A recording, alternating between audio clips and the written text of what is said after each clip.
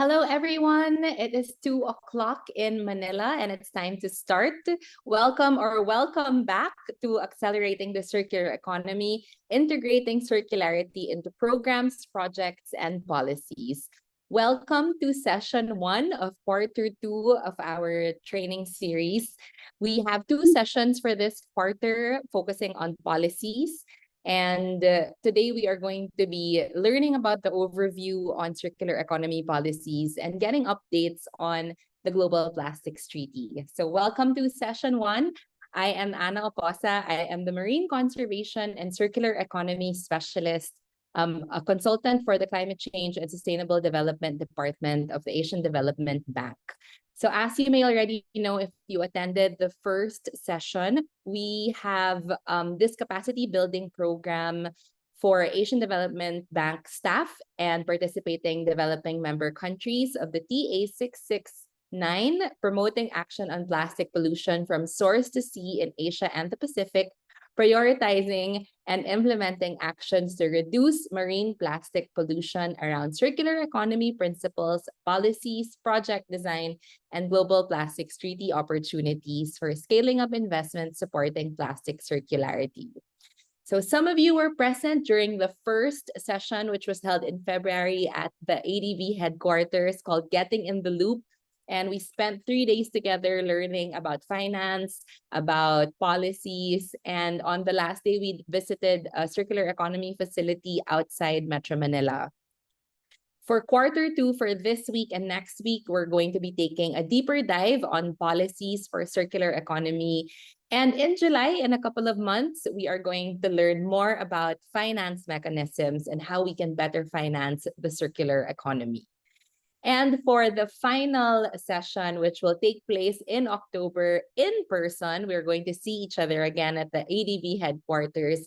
We are finalizing the agenda, and this depends on the feedback that you will be giving to us. So we value your feedback, and we hope that you can give us feedback on what you want to learn more about so that we can focus on that for the last session.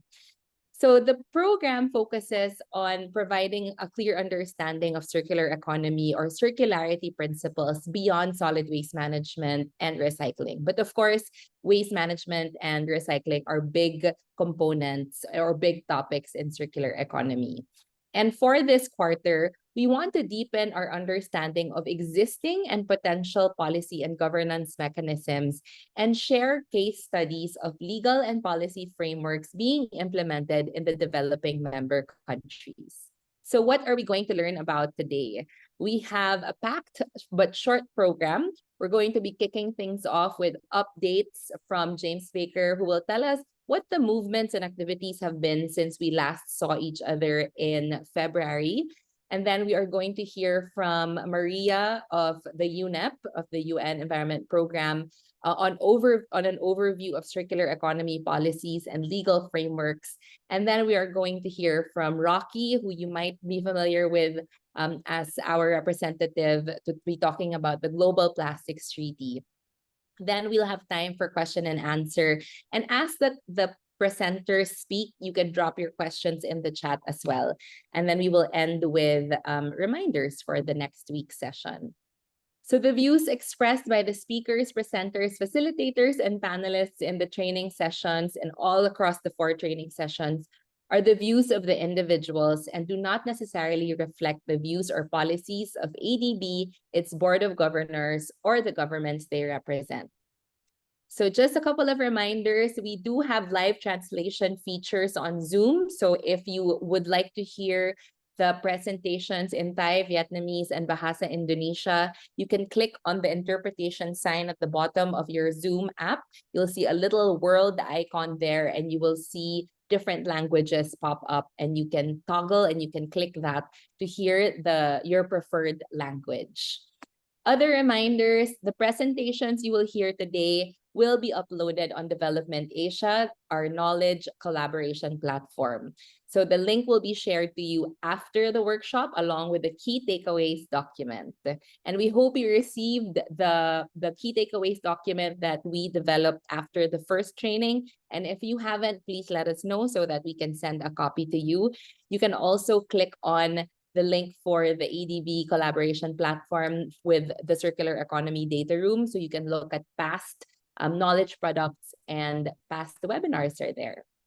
So before we officially begin, of course, it would not be complete without our group photo. So if you can, please turn on your cameras so that we have documentation of who's here, and we can save this for our documentation. So we'll give you a few seconds to turn on your camera, and then we will have, oh, I see some familiar faces. It's so nice to see you from last session. So thank you for being here. Okay, so we're good. 3, 2, 1, the first pane, and we have another one for the second pane.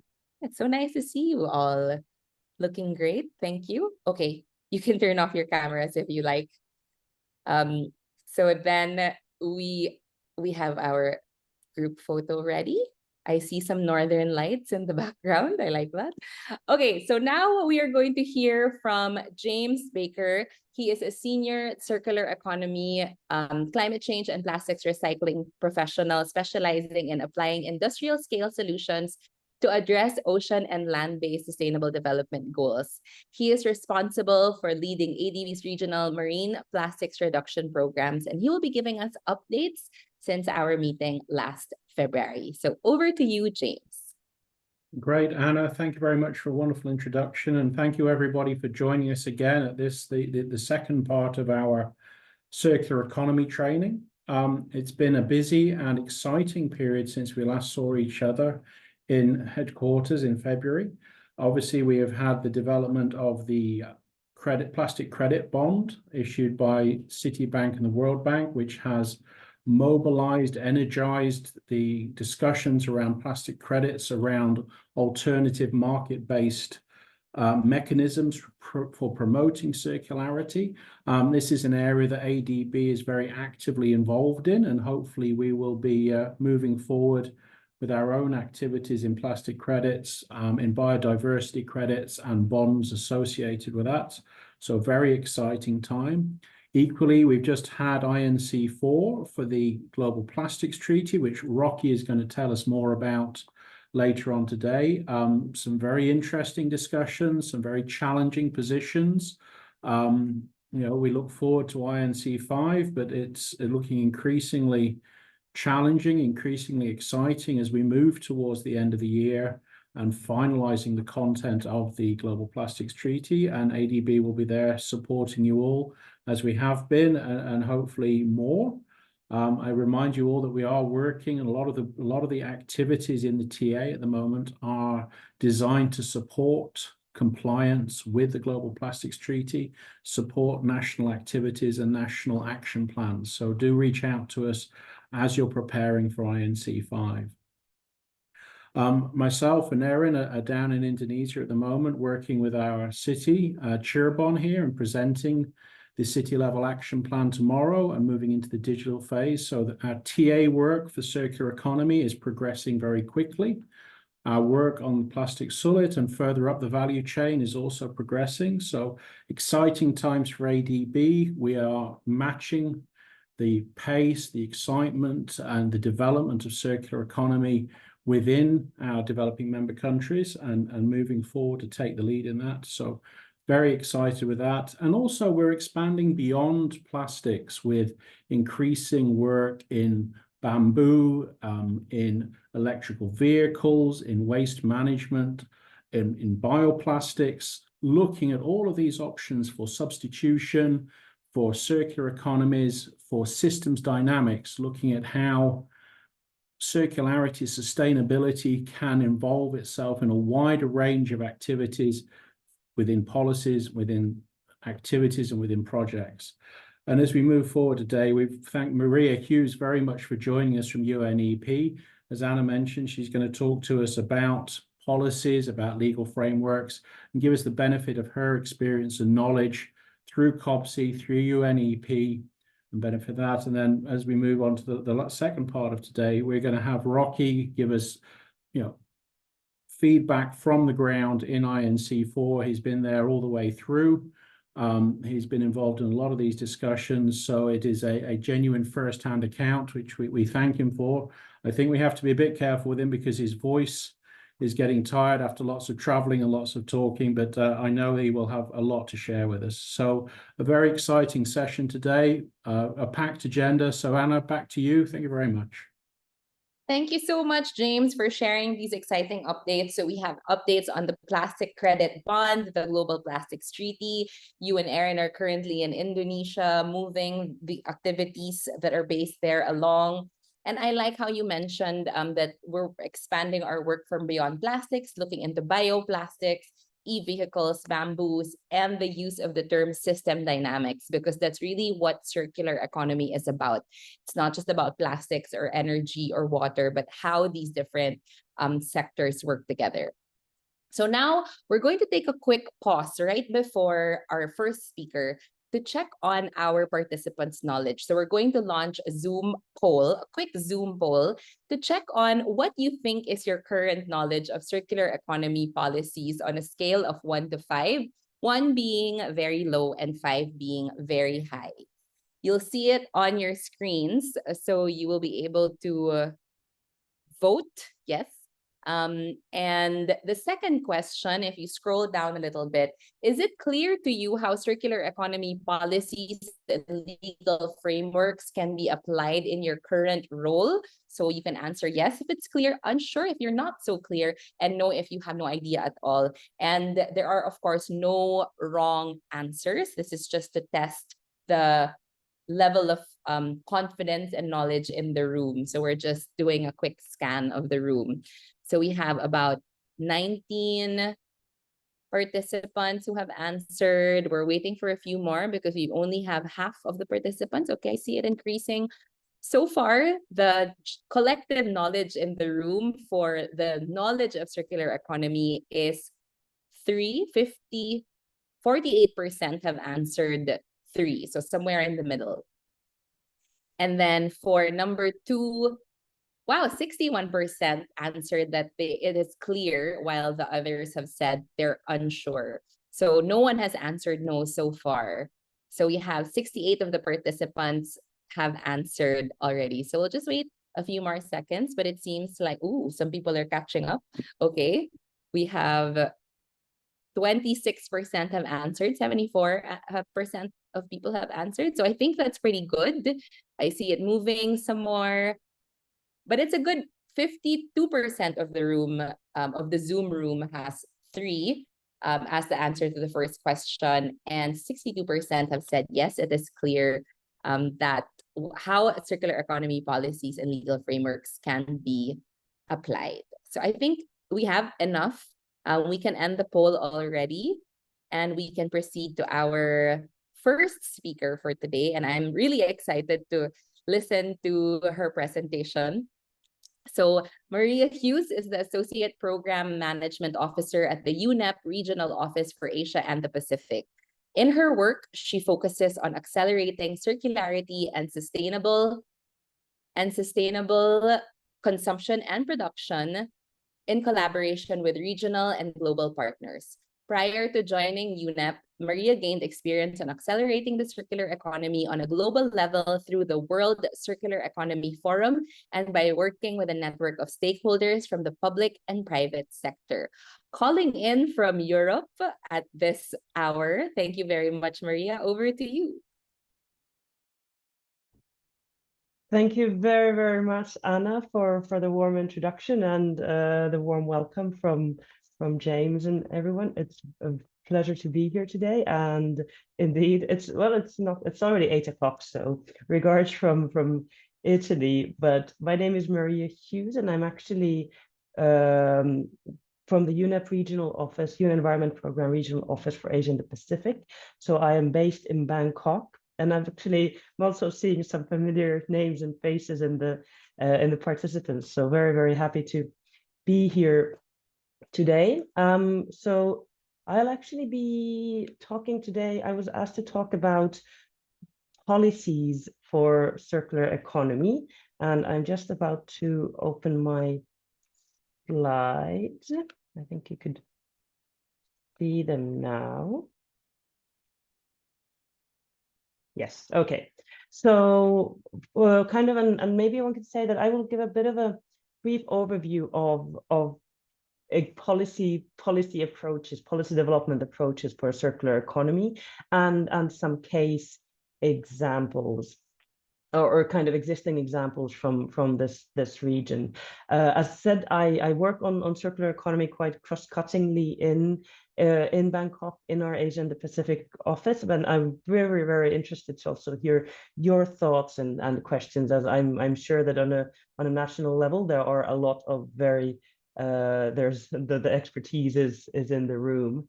But I wanted to start first by kind of actually underlining this. Well, why does the circular economy matter? I know there has been sessions on this beforehand, so we will not go very deep into that. Then looking a bit on scaling circular transition through policy development, and then sharing some resources of potential kind of material homework, as to say. But so from UNEP side, when we talk about the circular economy, our kind of underlining goal is this: how to keep materials in use at their highest possible value for as long as possible. So with this underarching, one could say, principle, the aim is to aim at zero waste, designing out waste, but also looking at circular approaches from the design, the innovation stage of products. What it's really important always, I think, for me to kind of bring up is that the circular economy alone is not actually the end goal. What we see is it's a tool to, first of all, address our current environmental challenges of biodiversity loss, climate change, and pollution, ensuring that our planet remains a place to live for future generations also. So, and why we look at this, why circular economy? Well, the overconsumption of materials is actually one of the main, it's, well, not main, but it's a major root cause for the triple planetary crisis. 90% of biodiversity loss and about half of greenhouse gas emissions have been estimated to come from overconsumption of natural resources. I'm sure you all know this, well, we would need 1.7 Earths to meet the need of resource consumption, which in a way says that, well, we are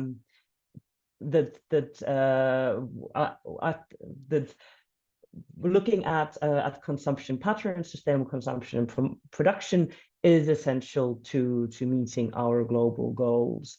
But then there's actually another side of the coin, which is the waste that we are current linear economic generates. So of course, waste ending up as pollution. In 2020, the global production of or generation of waste was something like 2.2 billion tons, of which less than half were, or no, about almost half was mismanaged. So, and mismanaged, that doesn't mean that more than half was recycled, mainly just that wasn't openly dumped.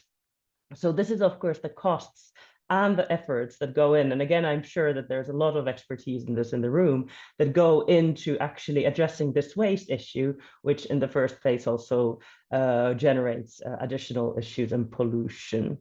The circular economy also creates opportunities, additional jobs, and circular business models can be more resilient.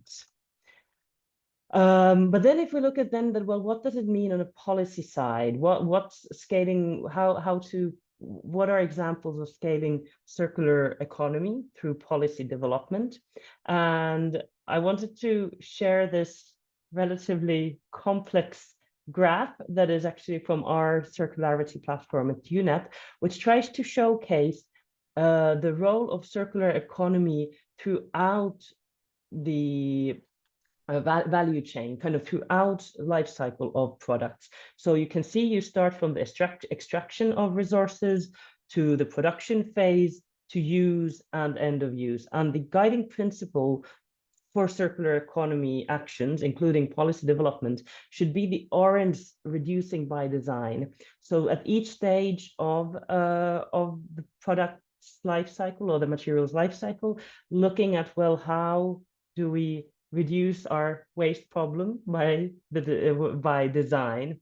I think why this is actually quite good is because then it looks at, well, first, primarily when you look at the use phase, how to promote and reuse models, how to incentivize reusing products more, reusing materials more, and then reducing waste. And here I'm sure we'll hear more, for example, regarding plastics. There is a strong discussion of, well, what could reuse models mean in the case of plastics, and then of course on the other side, reducing the need for single plastics that are designed to be used only once. Well, then we look at the green lines, so on repairing, refurbishing, remanufacturing, where the idea is that, well, if you cannot reuse it, then extend its product life cycle or its life cycle in its current stage by ensuring repairability or refurbishability. And then finally, the blue line is then on recycling and bringing the materials back into the loop after the end of use. And this is, of course, often the focus and a very, very important part of the circular economy approach, maybe something that is a bit easier to achieve, but then kind of remembering that actually from a perspective of efficiency, trying to address the materials from an earlier stage of the life cycle through policies, through business models, through awareness raising can be more efficient and on the long term also more economically sustainable. So then if we go into kind of tangible case examples, the first one I wanted to bring on a regional level was actually the ASEAN framework for circular economy, which was adopted in 2021. And why this is in a way, why I wanted to bring this up, even though it's under this falls a lot of policies and then finally a lot of regulations, is the fact that it actually underlines that the circular economy cannot be achieved in silos, and one country cannot transition fully to a circular economy without working or without the involvement or the commitment of others, because we live in a very globally connected world with global value chains, both regarding products and of course also increasingly of waste. So the ASEAN framework kind of looks at this in the Southeast Asian context, looking for standard harmonization and a mutual recognition for circular services, which can then promote circular trade products and incentivize for additional trade on circular goods and services. Then at the same time, having a common understanding on enhancing the role of innovation, digitalization, and new technologies for circular economy to, again, support scaling the transition from a linear to a circular model. And then, of course, again, reducing the use of energy and other resources by more efficient increased efficiency in energy consumption and material use. And that I think this is a kind of a good thing to remember is that the overarching frameworks that of course need to be brought into more specific contexts, but without completely in silos. Unfortunately, we need the systemic change on a broader level. Then another example is from Vietnam on the law of environmental protection that was adopted in 2020. And this why I then wanted to bring out that, well, if an umbrella approach can be taken on a regional level, then what then law on environmental protection has then done in Vietnam has taken actually a holistic approach on circular economy, from identifying circularity as an economic model that will include the whole life cycle approach, and then will in that way guide the development of more specific regulations. Another example from Thailand, and I could see some of our PCD colleagues, so happy to hear your thoughts on this, but on green public procurement. And the reason I brought up Thailand is that there has been work on promoting eco-friendly procurement in Thailand, as in many countries, while public procurement as a tool, as a policy tool for governments, is actually one of the strongest, because it's a very strong economic incentive to direct towards, or incentivize towards, more circular production, more sustainable production, by regulating procurement with an environmental or a circular lens. Regarding, I didn't find any figures on a national level, but on a global level, 15 to 20% of global GDP comes from public procurement. So it's actually a very, very strong tool. Then my last case example actually comes from Indonesia, where I wanted to bring up on a bit of, well, what's circular economy compared to green economy, compared to blue economy. So a new national medium-term development plan for Indonesia is being developed at the moment. And one of the key pillars is on sustainable economic development, under which green economy is one of the key strategies. Now, you can see under the strategies for green economy, the lowest 6 bullet points, circular economy is identified through waste management as one part of waste management, which is definitely true. However, a circular approach, or the systemic approach of sustainable consumption and production, can also come towards water resource management, or the use, again, the efficient use of energy, on sustainable use of land, on transportation models. So this is just a bit of that sometimes when looking at these labels, one could think also, well, they are, I think, the kind of green economy, circular economy, blue economy, as titles, are somewhat also always overlapping. Now I'm looking at my time, so I think I could jump into our resources. So actually, the UN Environment Programme, in our mandate, quite strongly, we work on supporting or working with governments to adopt and implement sustainable, well, policies that are in line with the environment, so addressing the triple planetary crisis. This includes also the circular economy and policy tools on sustainable consumption and production. And I would therefore, my presentation has my email address, and I will be very, very happy to hear if there are any further thoughts on this, and of course connect with some of our colleagues that work on these from a different aspect. First of all, we have a very, very good platform with excellent examples, the Circularity platform. Then from a finance aspect, the UNEP Finance Initiative has looked quite a lot on circular financing. The 10-year framework program on sustainable consumption and production, 10YFP, works on national strategies for sustainable consumption and production. And then finally, the Sea Circular project, which is a project on plastic pollution here in Southeast Asia, has actually a very, very good database on for example, the EPR policy development in different countries in Southeast Asia. So it has actually quite a lot of tangible tools, especially for this region. But thank you very much for now, and I look forward to the Q&A and to the next presentation on the INC. Thanks a lot. Thank you so much, Maria. I learned so much from your presentation, and we look forward to having you at the question and answer later.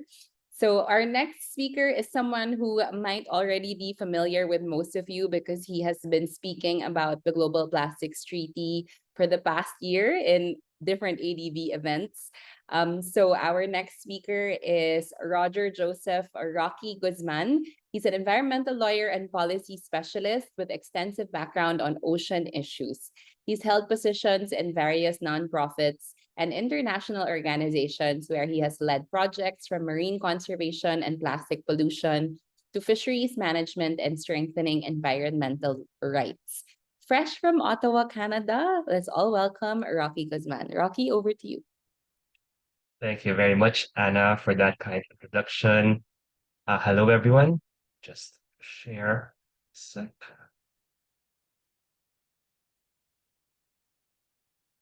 I hope you see the screen now. Again, thanks, Anna, for that, and for James for giving the context, as well as Maria for providing some of the policy developments for circular economy now.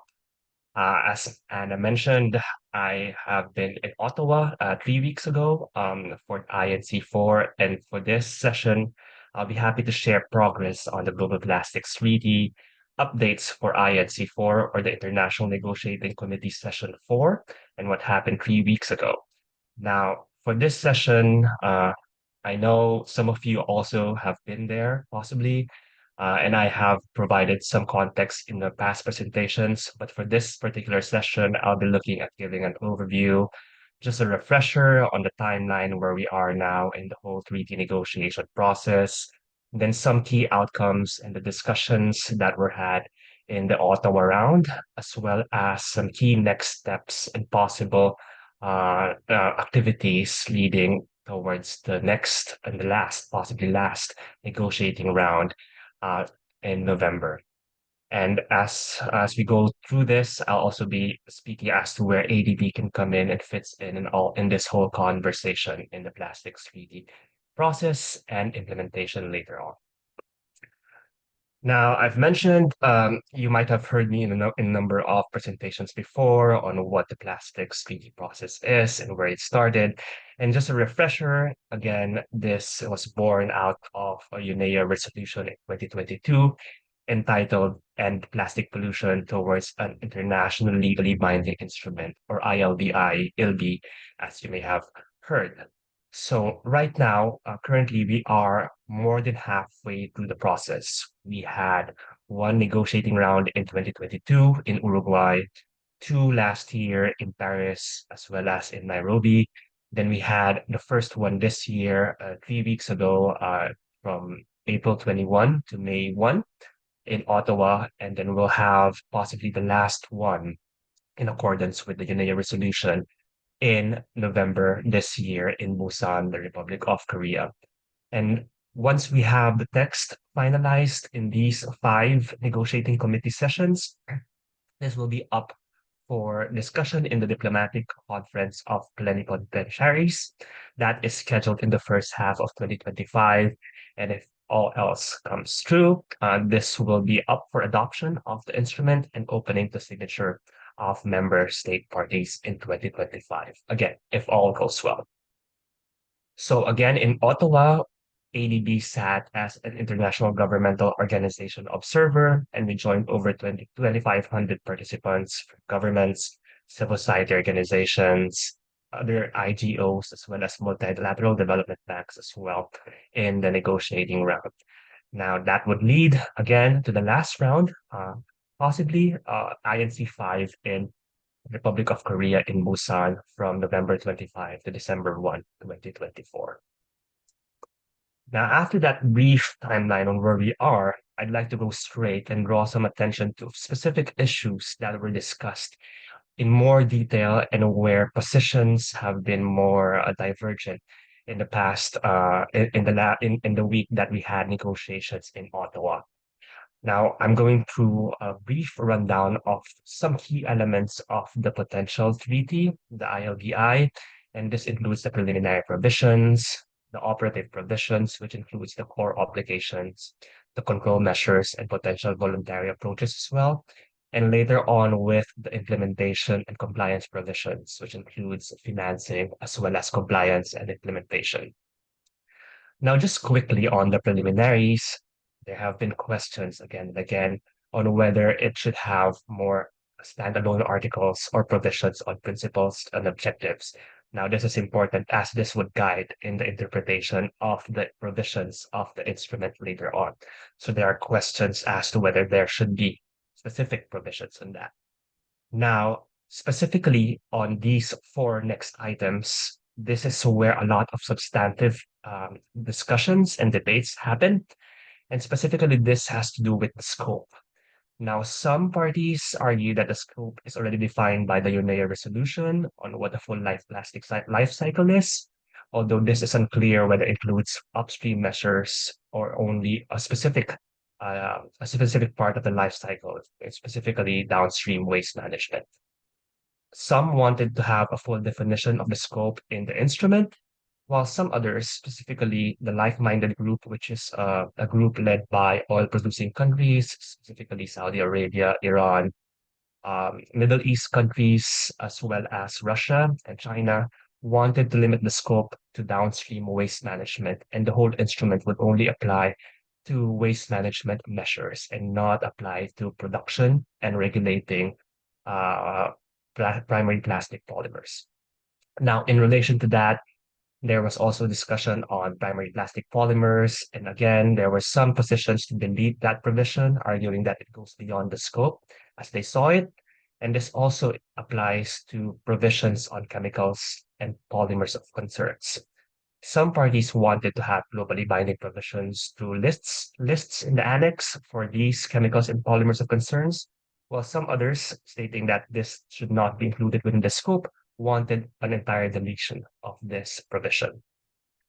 Now, there's also some discussions on problematic and avoidable plastic products, including SUPs, single-use products, single-use plastics, as well as intentionally added microplastics. Some parties wanted a global mandate, which may include regulations such as bans, phase downs, or phase out measures.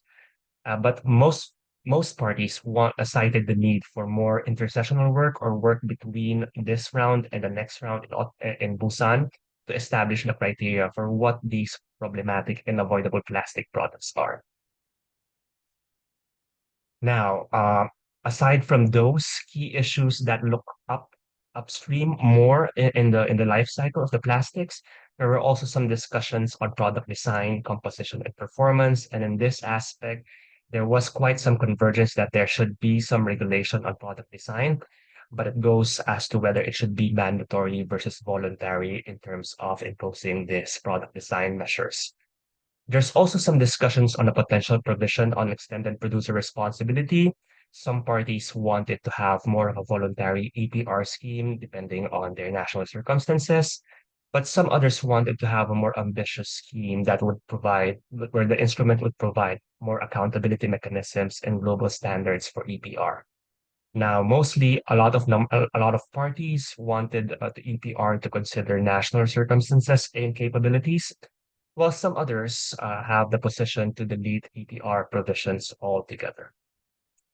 Now, next is waste management. As I've said, this has been a key convergence area as many of the groups, I mean, almost all of the groups wanted this to be included in the scope, in particular, to have more waste management measures. And these measures and these targets could be addressed in an annex and lists in an annex later on. And possibly global targets for waste management measures would be included in national plans for alignment later on in the implementation of the treaty. Now, lastly, for control measures, there's also a discussion of just transition. And again, there has not been any much opposition to provisions on a just transition. And this includes having more inclusion of persons in vulnerable situations, including waste pickers, as well as indigenous peoples and other vulnerable sectors. And there's also recognition of the nexus of international human rights instruments, specifically on business and human rights as applied to the waste industry.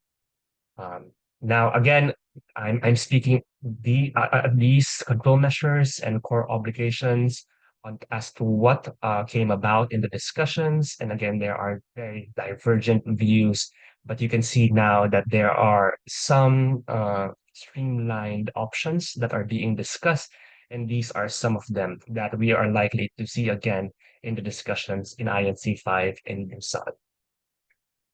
Now, I spoke as to the control measures and core obligations. Now, very specific and relevant to the work of ADB is on the financing and implementation provisions that are being discussed as well in the treaty negotiation process. Now, this goes into 4 key issues, I would say. The first one is on having a multilateral fund. Now, the options that are being discussed here is either having a dedicated standalone independent fund or possibly having a hybrid approach where we can use existing funds already while the parties work towards the establishment of a dedicated multilateral fund. There are also some parties that have pushed for the use of existing facilities such as the Global Environment Facility that have the experience to leverage private sector and to avoid further fragmentation in the financing landscape. Now, there's also potential provisions on a plastic pollution fee, but some issues that have come up here is that this is within the purview of sovereignty and sovereign issues, sovereign prerogative of countries, and may amount to double taxation or levying for those who are against this imposition. And some others have cited that this could be included within EPR frameworks, and EPR could be the key modality to operationalize the polluter pays principle. Now, the third one in terms of implementation is on national plans, and there was key convergence that there should be either national action plans or national implementation plans, depending on what they would call it, that would be based on national circumstances and capabilities. Some others wanted the contents to be dependent on each country later on, but others also wanted some of the guidelines and the list of contents to be included within the instrument that could guide the formulation of the national plans later as well.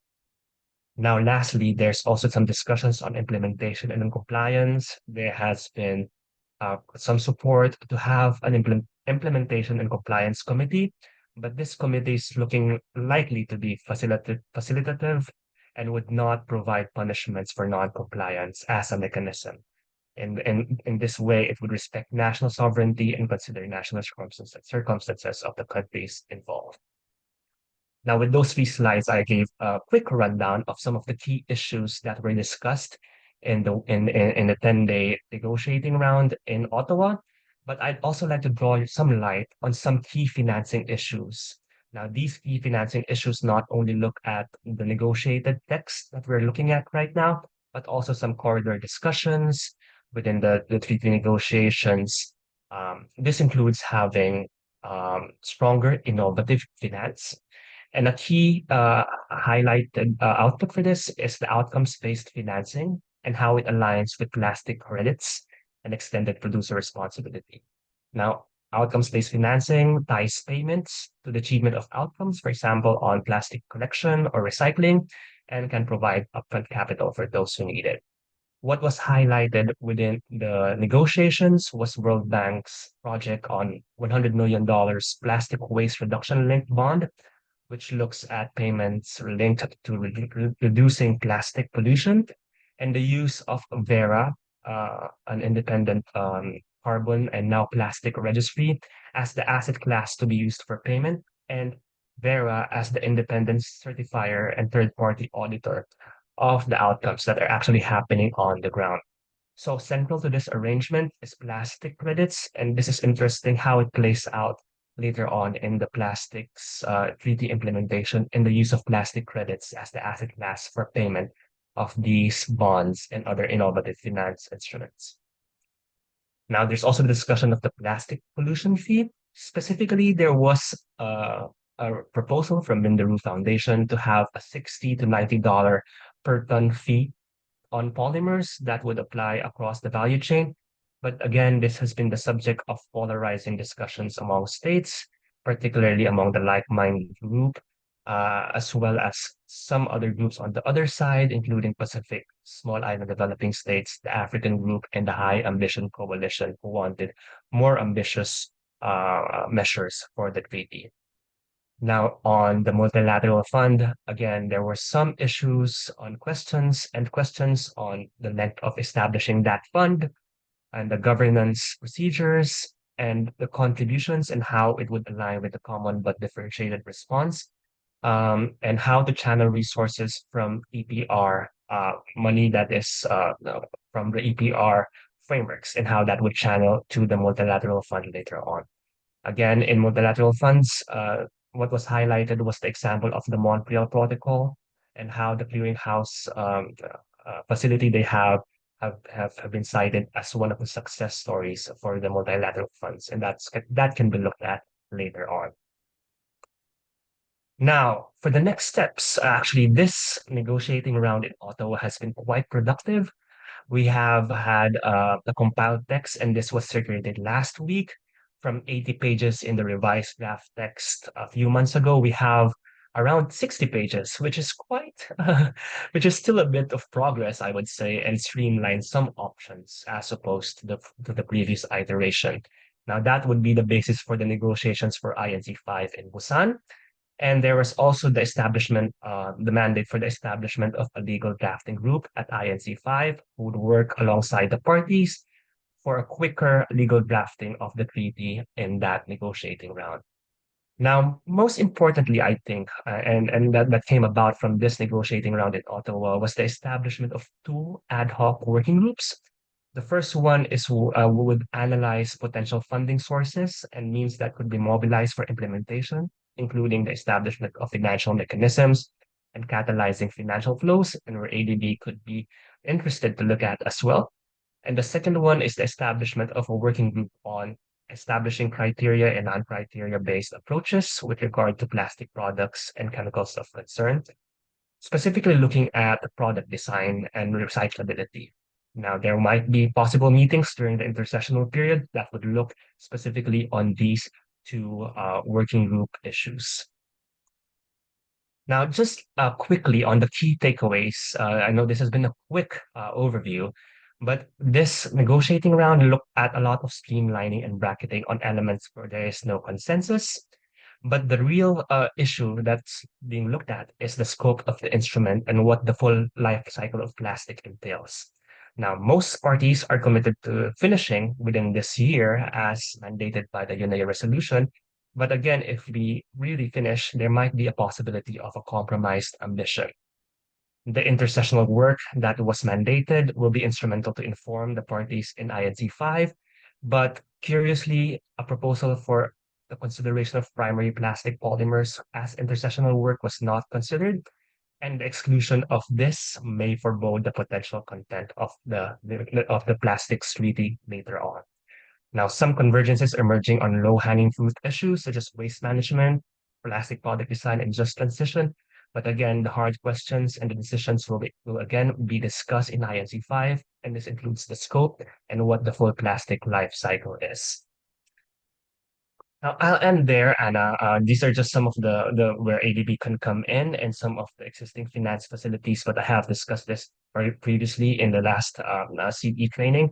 But I'll be happy to answer some of your questions on what happened in the Ottawa round and what are the next steps and what can we do in anticipation of the Busan round in November to December 2024.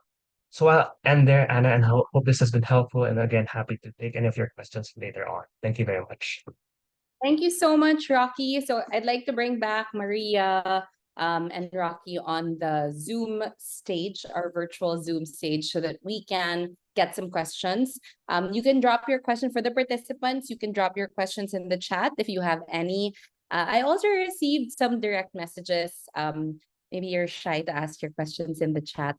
But let's start by, okay, Kunwasana. Hi, Kunwasana. So she has a question here. Thank you for your presentation, Maria. I would like to ask whether there are any examples for mandatory green procurement. In Thailand, it is involuntary base. In my opinion, it would be great if we implement mandatory green procurement and extend to other stakeholders. Thank you. I was muted. Sorry. Thank you, Kunwasana, for the question, and that was exactly actually something that I was also, a lack of time, didn't have time to bring up, that indeed in Thailand it's based on a voluntary basis. I'm thinking that directly regarding circular procurement is actually an issue that I don't have examples of mandatory issues, but I do know, so because having worked quite a lot on the EU level before, that there are certain requirements on environmental impacts, on emissions, depending on what is procured. Is it the emissions, or is it the how products have been produced? Also, actually, from the similar perspective on due diligence regarding social social justice. So how have the whatever products are purchased are in line with, for example, human rights. So there are similar regulations, and they are mandatory. I'm sure that there are also similar regulations on mandatory issues in Thailand. Bringing in an aspect on circular economy could start from actually having issues on a certain possibility to recyclability, and that is very strongly also in required in the European context. And what it does is it incentivizes, as said, for actually adopting new production patterns. But I would say that on a voluntary basis, one can set up much more ambitious requirements, versus then getting maybe a bit of a blend would be good. That then having mandatory baseline and then some rewarding for bringing up the voluntary part, kind of bringing up the ambition, one could say. That very briefly now. Thank you for that, Maria. So there are some voluntary, and you can start with voluntary and then progress to mandatory. Also reminding that you can ask questions for Rocky on the recent events. Wow, 10 days of negotiations. I wanted to ask, this was, I received this over DM, over a direct message for Rocky. In the negotiations, there is a possibility of plastics being banned or phased out, which will definitely affect businesses and the informal waste pickers, like you mentioned, the term just transition. And in these multilateral negotiations, it's usually parties or governments who are there. So how do we make sure that the voices of the business sector, informal waste pickers, people working in civil society are considered when we make decisions for the GPT? Yes, for sure. Great question, Anna. Yes, again, this has been a key issue in the negotiations in Ottawa, and it's good that there is greater representation now from different groups, specifically on waste pickers, from vulnerable groups, from the youth, from indigenous peoples, and they have been provided a platform to voice out their concerns as an observer, right? So what's happening now is that specifically in terms of just transition, it's, I think, along with downstream waste management measures, one of the key convergence areas, as I've said. There has been no opposition much in the substantive matters on having just transition provisions. And there is actually a push for stronger integration and more participation among different sectors, among different vulnerable groups, in particular in the waste sector, to be included in the decision making and policy making in this respect. Now it's up to a lot of governments as well, and this, I would say, goes to the governments that is included in the High Ambition Coalition, in particular the African group in the Pacific, a small island developing states group, who have taken up the cudgels and actually pushed for stronger provisions, not just for just transition and vulnerable groups, but addressing issues that arise from the upstream and plastic production itself. So again, these high ambition countries have been pushing, but again, because this is looking out to be more of a consensus-driven process, this might be watered down in the next negotiating round, especially with divergent views with the like-minded group having specific limitations that they want to impose with what this treaty can actually cover. Thank you so much for that. So governments really play an important role to make sure that other voices in their countries are considered. So that's all the time we have for the question and answer portion. So let's again thank you to Maria and Rocky for being here and sharing their knowledge and their expertise with us. Thank you so much. And we will be sharing their presentations after this meeting.